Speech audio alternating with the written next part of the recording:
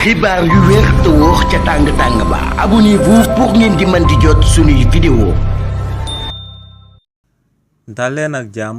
seen bi di Buzz 221 HD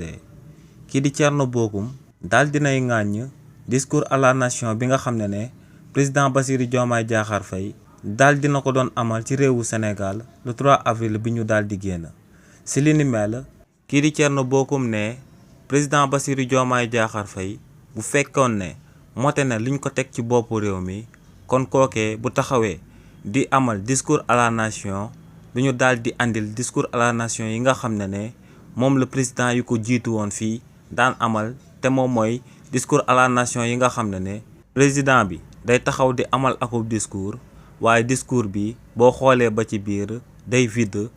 te du daal di évoquer tolof-tolof yi nga xam ne moom la réellement population bi di dund. ne lu kookee di président Bassirou Diomaye Diakhar Faye àddoo jëmale ko ci li nga xam ne daal dinañ koy wàññi njëg mi ñu daan jëndee li ñuy dundee ci réewu Sénégal ne li ni mel même bu fekkee ne dynamique mondiale économique bi moom moo ko daal di sabab ne ñoo ngi ko ciy jaajëfal waaye ne kookee di président Bassirou Diomaye Diakhar Faye na daal di xam que ne liñ dippee pouvoir d'achat te moom mooy xaalis bi nga xam ne moom la Sénégal yi war a daal di gagné ba mën a jënd ne li ni mel tant que liggéeyuñ ba daal di koy yokku kon wàññi boobee muy wàññi du daal di am benn njëriñ. ne pouvoir d'achat ci réewu Sénégal nag pour mu daal di yokku faaw état bi daal di mëne aku politique jëmale ko ci xëyi ndaw yu nekk ci réewu Sénégal. ne pour état bi njëg bu mu wàññi daal di am solo faaw ne ñu nekk ci réewu Sénégal mën a d'abord daal di mën a jënd li nga xam ne moom moo daal di nekk ci bitig yi te ne li ni mel pour mu daal di am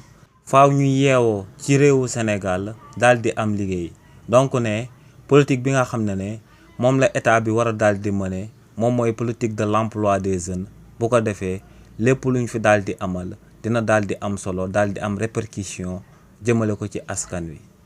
xibaar yu wér te wóor ca tàng-tàng ba abonnez-vous pour ngeen di mën di jot suñuy vidéo.